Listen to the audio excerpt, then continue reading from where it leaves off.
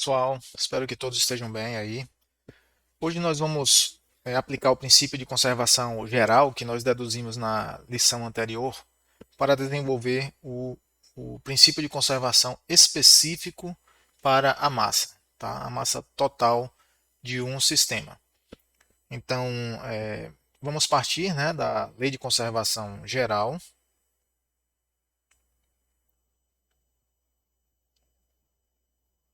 da lei geral de conservação.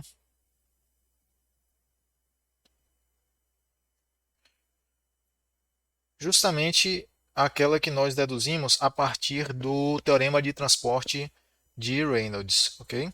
Então nós temos dρ dt mais divergente de ρbv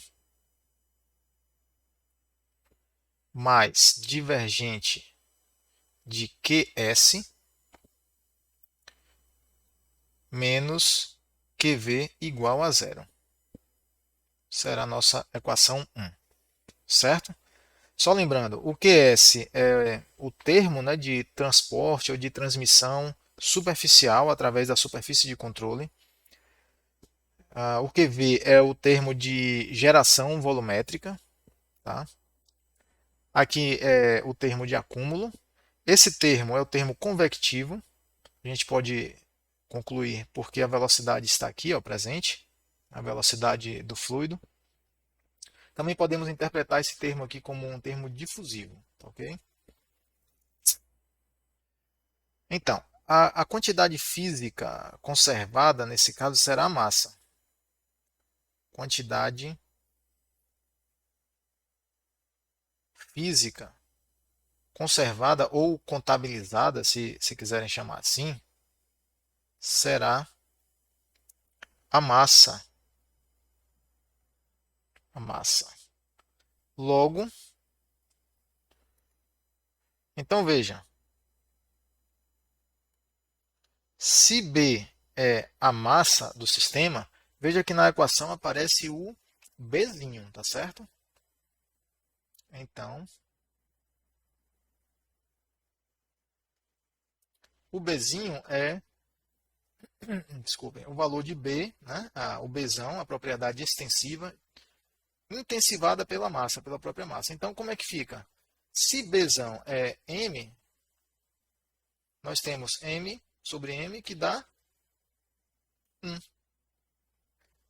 Então, para especificarmos, para particularizarmos a equação geral de conservação, que serve para qualquer propriedade física, né, qualquer quantidade física que pode ser balanceada, nós temos apenas que substituir o Bzinho por 1. Olha só, tranquilo, né?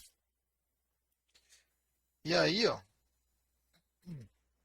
nós temos que a propriedade extensiva, né, vou chamar aqui de, melhor, vou chamar aqui de 2,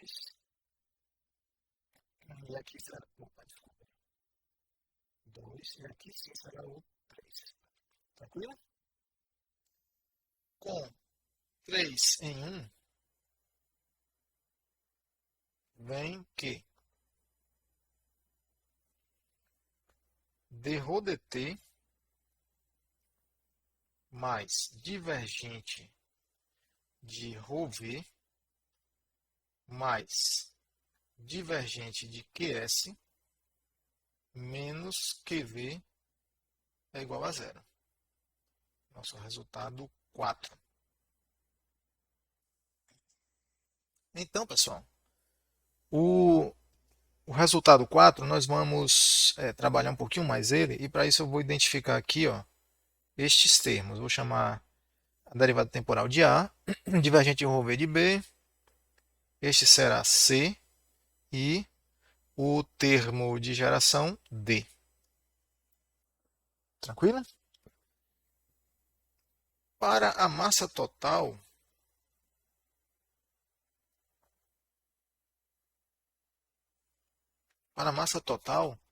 não há transmissão ou difusão, né, superficial, ou geração superficial, uma vez que é a massa total, né, e não de componente. Se fosse de componente, sim, poderia haver. Tá?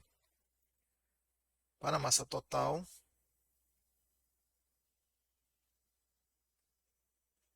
obtemos que QS é nulo e também para a massa total o QV será nulo, né? Por quê? A massa total de um sistema, né, de um volume dentro do volume de controle, não deve variar, uma vez que nós não temos aqui fenômenos, vamos dizer assim, exóticos, né, como conversão de massa em energia e efeitos relativísticos. Tá? Nos processos químicos, esses fenômenos físicos que hoje, né, nós sabemos que existem, há teorias que ligam, né, massa e energia. Então, massa é uma espécie. A gente sabe hoje em dia, pode entender hoje em dia que a massa é energia compactada, energia condensada, tá? Mas para os nossos processos industriais, na engenharia de processos químicos, na engenharia química, esses efeitos, né, são, é, são desconsiderados porque não ocorrem, né, são infrequentes. No caso do campo de engenheiros nucleares, por exemplo, esse balanço de energia deve considerar a conversão de massa em energia, essa possibilidade, né, de conversão, porque é assim que funciona um reator nuclear, seja de fusão ou fissão, ele opera transformando massa em energia, e daí é que é a fonte de energia dele. Né? Então, pessoal, com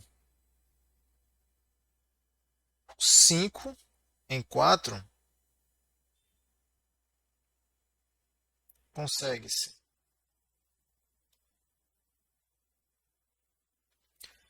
dRho-dt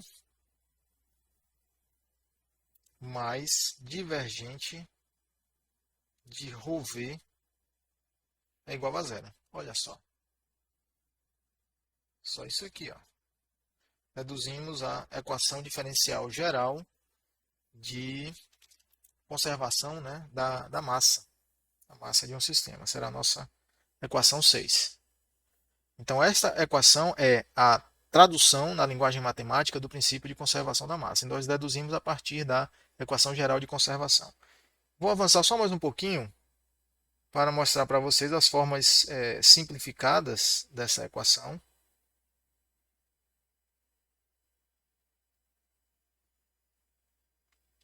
Tá? Mediante algumas hipóteses. Quais seriam essas hipóteses simplificadoras? A primeira, muito comum, né? Considerando o regime permanente.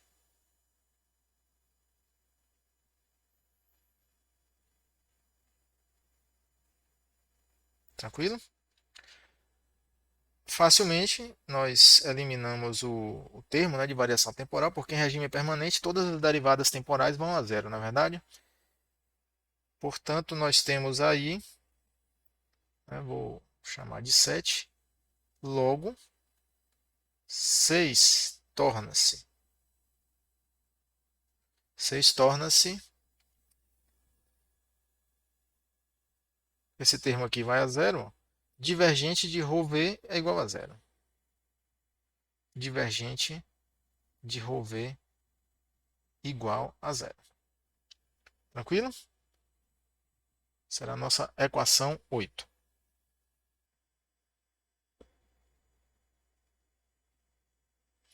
Vamos avançar apenas um pouco mais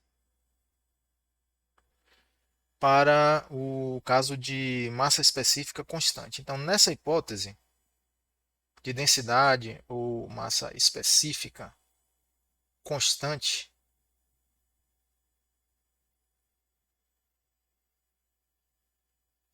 nós temos que, se, vou partir daqui, divergente de ρV igual a zero, tá?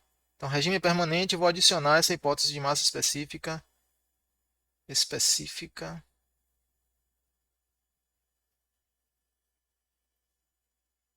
corrigindo aqui, ok, constante.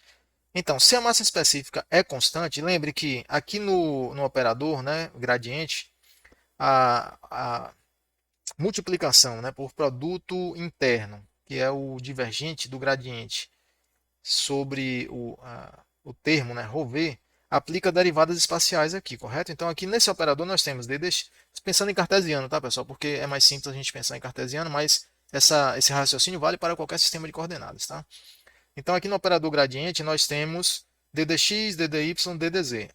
Aplicando aqui o produto escalar, efetuando o produto escalar, nós vamos aplicar essas derivadas em ρ, tá?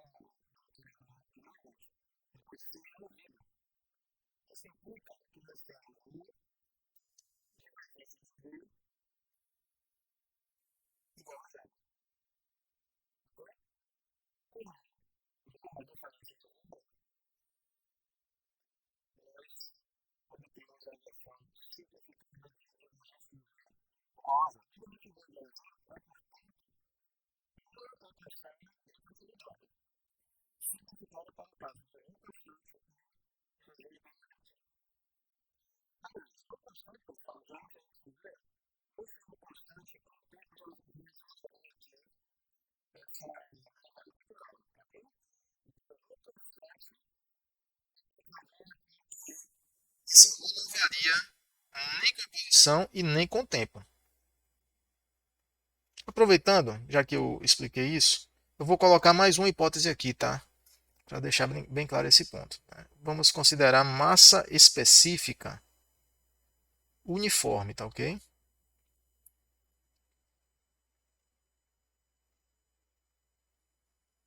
Uniforme.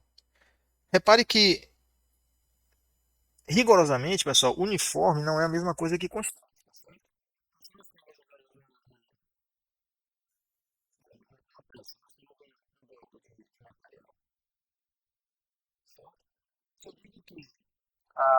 Alguma propriedade física massa específica, relatividade, qualquer propriedade que varia ponto a ponto, se eu digo que ela é uniforme no material, significa que ela não varia com a posição. Tranquilo? Então, uniforme significa que não há variação espacial. Mas, veja bem, olha o detalhe. É sutil, mas é um detalhe crucial. Mas a propriedade pode variar com o tempo. Digamos, se essa barrinha aqui estiver sendo aquecida ao longo do tempo, digamos, ela está sendo aquecida, a temperatura não vai aumentando, então significa que o K e o ρ e outras propriedades físicas que dependem da temperatura vão mudar com o tempo. Tranquilo? Mas a temperatura sendo uniforme, a propriedade física, o K, o ρ, etc., elas continuarão sendo uniformes. Perceberam aí a diferença? Então, quando nós falamos que uma propriedade física é constante, constante mesmo, constante, não varia de forma alguma, então as derivadas temporais e as derivadas espaciais serão nulas, todas nulas. Tá? Quando nós falamos que uma propriedade física é uniforme, nesse caso ela não varia com a posição. Então, nesse caso aqui, ó, essa hipótese é menos restrita do que a anterior. Nós temos que ddx, ddy e ddz são zerados, são nulos, tá? Para essa propriedade. É só a gente botar a propriedade aqui, ó. Seja ρ, μ, qualquer propriedade, certo? Física. E veja bem, para a massa específica uniforme, se nós partirmos da equação geral, que é essa aqui, ó, dρ dt mais divergente de ρv igual a zero, vamos ver como é que fica. Só a título aqui de exploração para vocês verem. Então, nós temos ó, dρ dt, vou botar a equação geral, tá? Mais divergente de ρv igual a zero. Veja bem, nessa parte aqui eu não vou assumir regime permanente, tá certo? Eu vou até botar aqui, tá? Sem regime permanente. Para vocês verem como fica diferente. Aqui eu não estou assumindo regime permanente, tá certo, pessoal? Tá? Então, essa derivada aqui, ó, não vai zerar. No caso anterior, mesmo sem a hipótese de regime permanente, se eu partisse da equação geral, essa derivada zeraria. Por quê? Massa específica constante significa que ela é constante ao longo do tempo e ao longo do espaço. Tá? É constante, é um número. Ponto final. Tranquilo? Então, sendo um número, zeraria também essa derivada aqui, mesmo em regime transiente. Tá? Mas nesse caso aqui, ó, essa derivada aqui não vai zerar. Tranquilo? Porque a uniformidade garante derivadas espaciais nulas, mas não garante derivada temporal nula. Tranquilo? Porém, a uniformidade vai permitir a remoção da massa específica aqui, do divergente. Tá certo? E aí, ó, nós ficamos com dρ dt mais ρ divergente de V igual a zero. Olha só. Tranquilo? Então, a conclusão disso, né, é que se eu não impuser a condição, né, a hipótese de regime permanente, eu obtenho esta equação de continuidade aqui, ó. Mesmo que eu admita a hipótese de uniformidade espacial. É essa equação que nós obtemos. Tranquilo?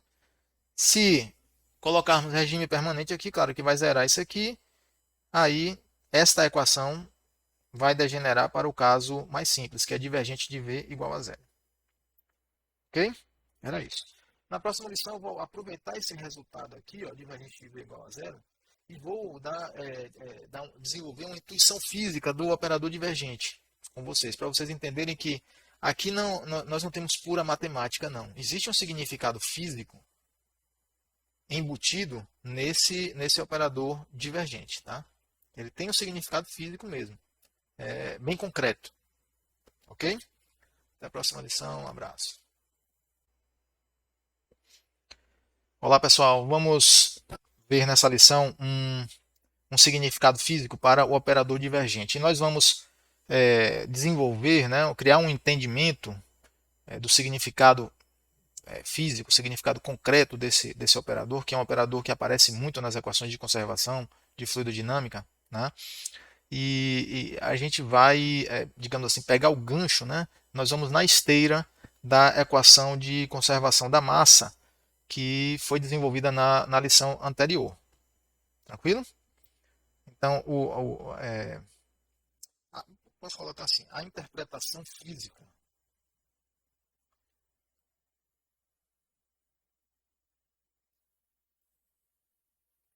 do operador diferencial divergente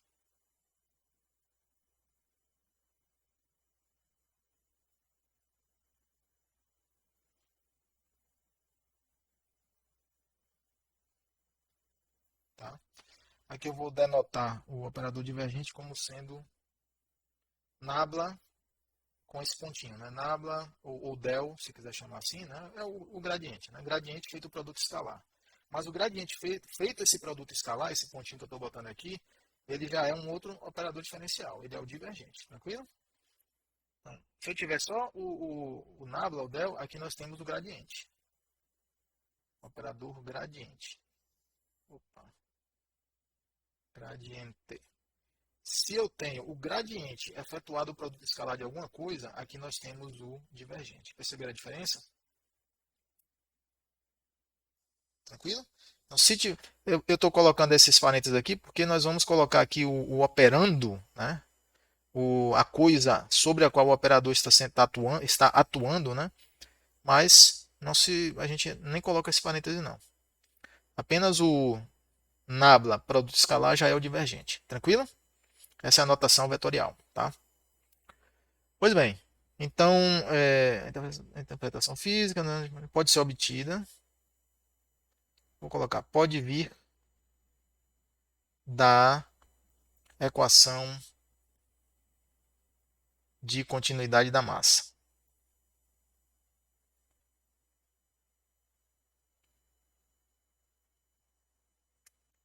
Da massa total, né? dρ dt mais divergente de ρv é igual a zero. Tranquilo? Então, se a massa se conserva, se nós temos um campo de escoamento qualquer, tem um fluido escoando, tá? Aqui eu estou representando linhas de corrente. Em qualquer ponto desse escoamento, Se eu fizer esse cálculo aqui, de ρ dt mais divergente de ρ em qualquer lugar aqui, qualquer posição, vou orientar aqui um sistema coordenado, x, y, z. Em qualquer posição aqui eu vou ter um x, y, z. Se eu fizer esse cálculo, esse cálculo aqui, ó, do lado esquerdo, ele tem que dar zero.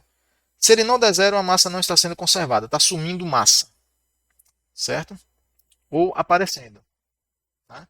Agora, esse aparecimento e esse sumidouro, ele pode ser ocasionado, né, no caso de, ele pode ser ocasionado em situações bem específicas, eu vou colocar para vocês, né, mesmo sem a ocorrência, né, de fenômenos relativísticos ou reações nucleares. Tá? Mas num campo de escoamento como esse que eu desenhei aqui, essa equação, né, essa expressão, o cálculo dessa expressão aqui do lado esquerdo tem que dar zero, né, para verificar. Tá ok? Pelo menos nesse universo. Né? Essa lei aqui ela é válida. Né? Eu vou chamar aqui de equação 1. Em regime permanente, nós já deduzimos que para regime permanente e ρ constante, nós temos 1 pode ser simplificada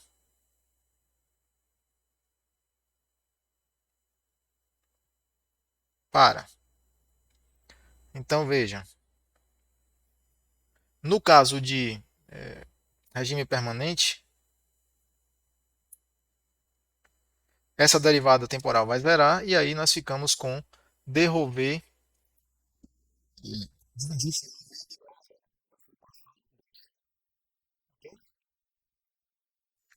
aí, efetuando análise dimensional,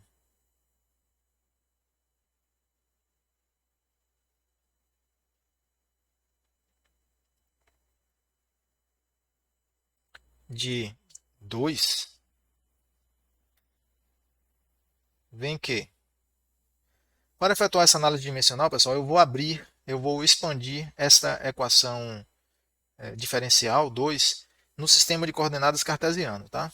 Essa análise pode ser feita em qualquer sistema de coordenadas. Por simplicidade, eu vou colocar aqui o operador gradiente usando coordenadas cartesianas ou retangulares. E nós vamos fazer aqui o produto escalar direitinho. Esse vetor ρv é esse vetor que eu estou escrevendo aqui, ó, ρvx, ρvy, ρvz. Tá? A equação 3 é a mesma equação 2, só que já está adaptada, já está escrita para o sistema de coordenadas cartesianas, certo? 3 é a mesma equação 2, só que já está especificada para o sistema de coordenadas. Como é que nós podemos fazer esse produto escalar aqui? Ó? Esse produto escalar a gente sabe que pode ser feito de duas maneiras, né? Digamos, um vetor A, um vetor B. A interpretação geométrica, né? Digamos, A, B. Né? O produto escalar AB, A escalar B, é a projeção de B sobre A, B em relação a A. Você pode relembrar, isso aqui a gente aprende no ensino médio, né, na verdade. Mas vamos lá. Como é que eu posso calcular o módulo desse produto escalar? A interpretação geométrica, pessoal, é simplesmente módulo de A, módulo de B, vezes o cosseno do ângulo, não é isso?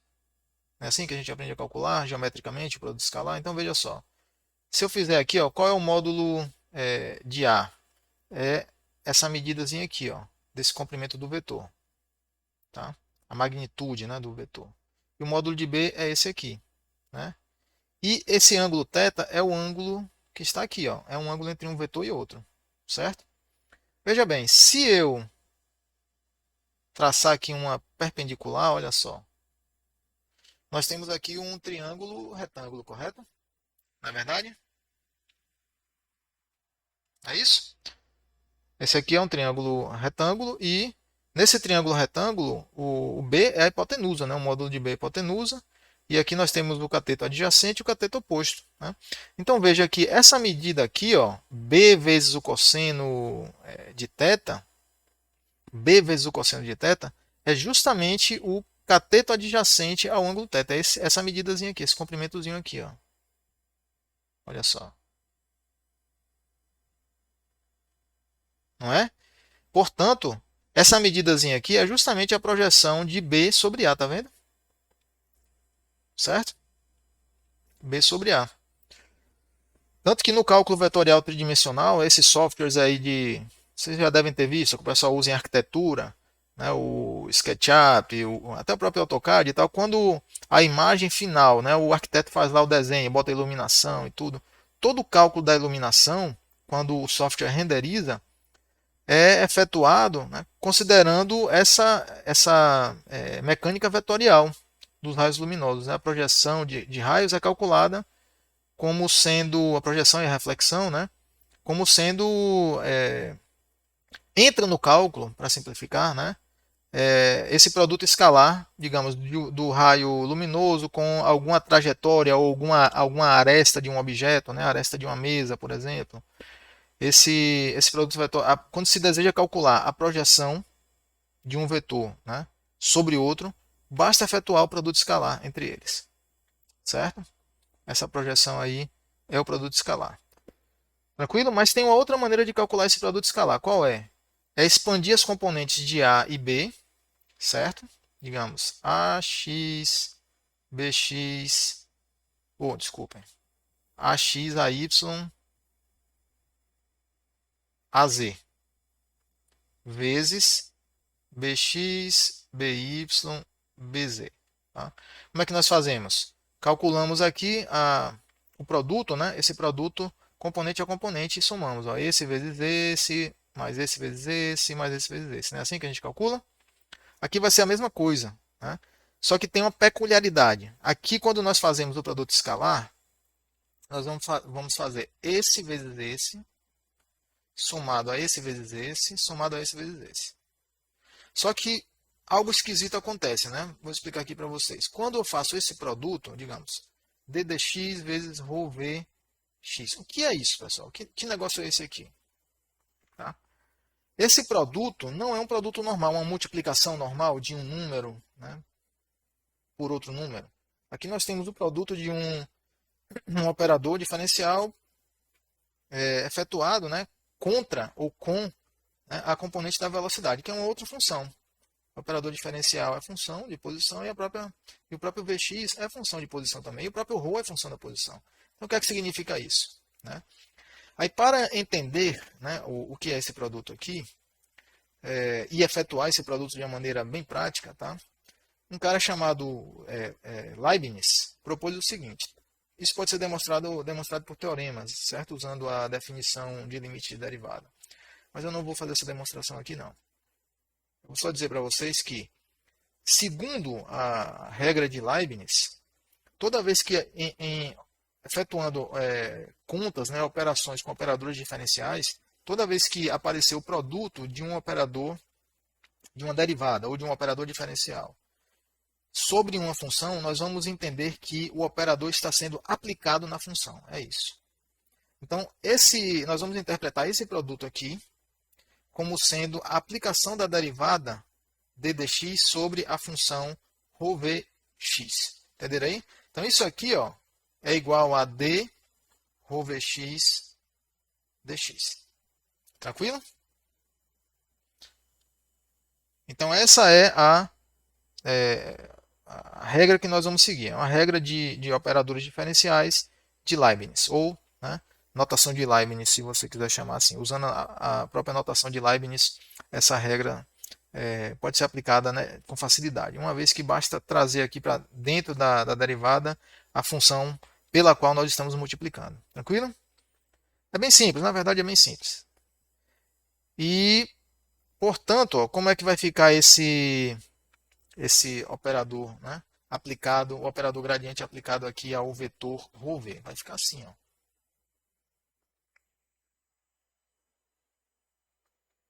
Efetuando o produto escalar,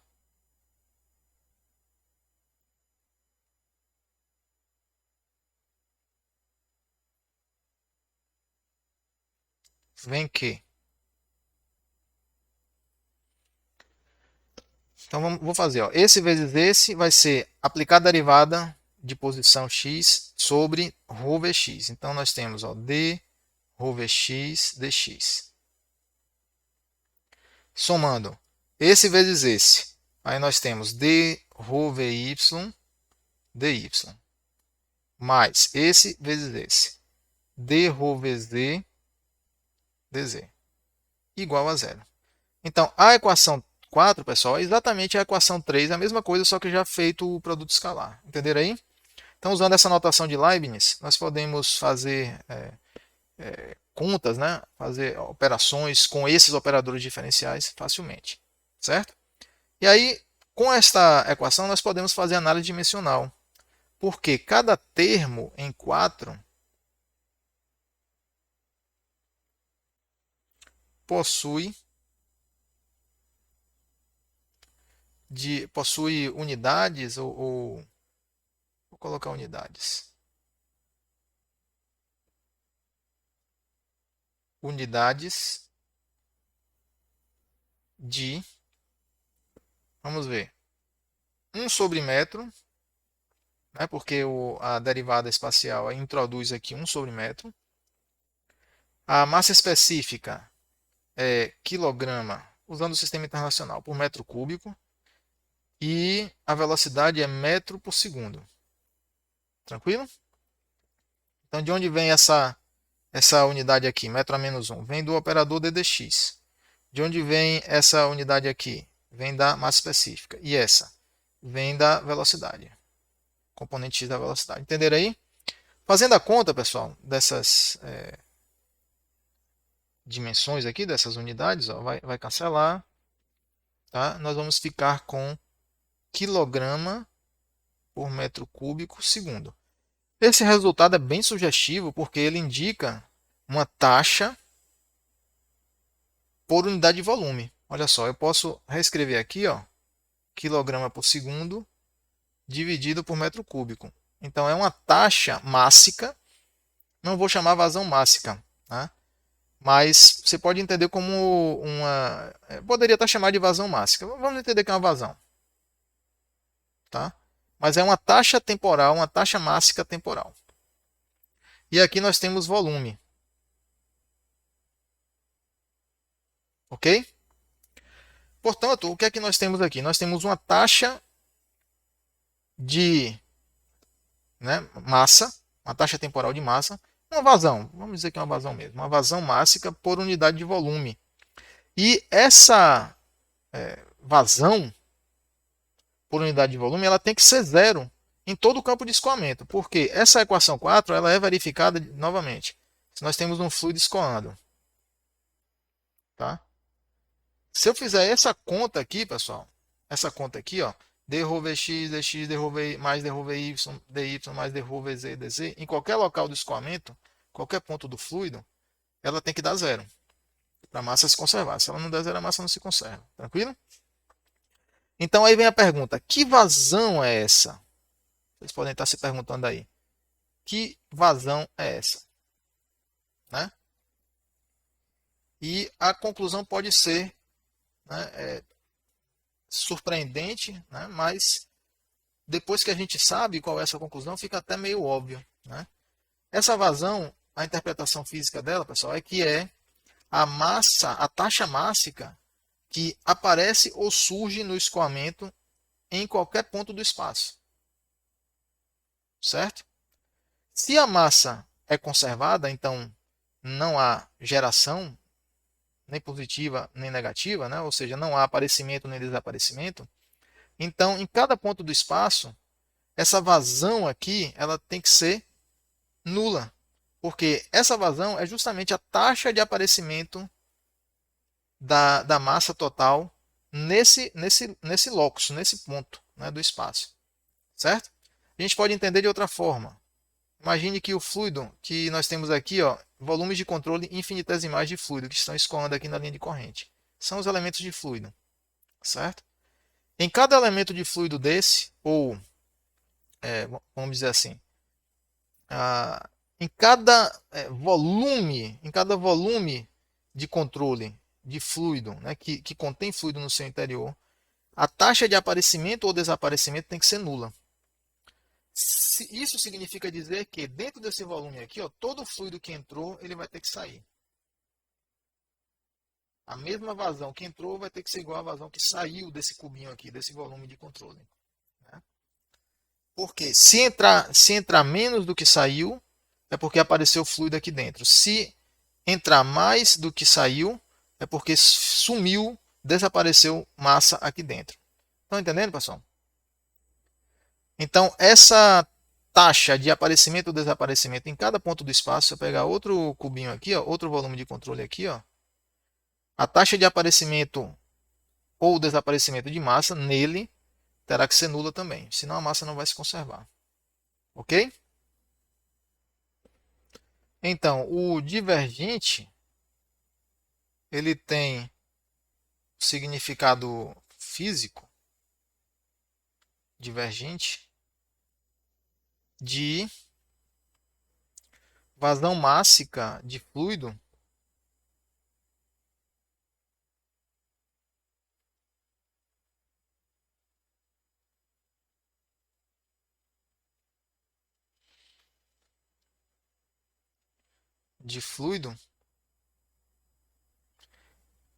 aparecendo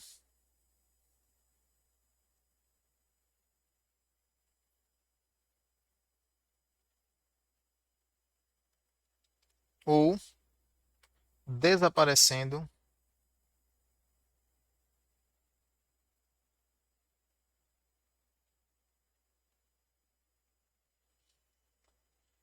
por unidade de volume. Essa é a interpretação. No escoamento, tá, pessoal? Poderia enunciar de outra forma, né? Esse colchete aqui poderia ser vazão mássica de fluido sendo gerada por unidade de volume. E admitindo que a geração pode ser positiva, aí seria um aparecimento. E se for negativa, a geração negativa seria um desaparecimento. Tranquilo? E no caso aqui da equação da continuidade, isso aqui tem que ser zero. Obrigatoriamente terá que ser zero. Certo? Para a massa se conservar. Tranquilo? Então, é isso. A interpretação física do divergente tem uma outra interpretação, mas vou parar nessa aqui. Ou melhor dizendo, existe um outro caminho para se chegar nessa mesma interpretação. Né? Que o divergente mede, né, a vazão mássica de fluido aparecendo ou desaparecimento em cada ponto do escoamento, né, por unidade de volume. Ok? Até o próximo vídeo. Um abraço.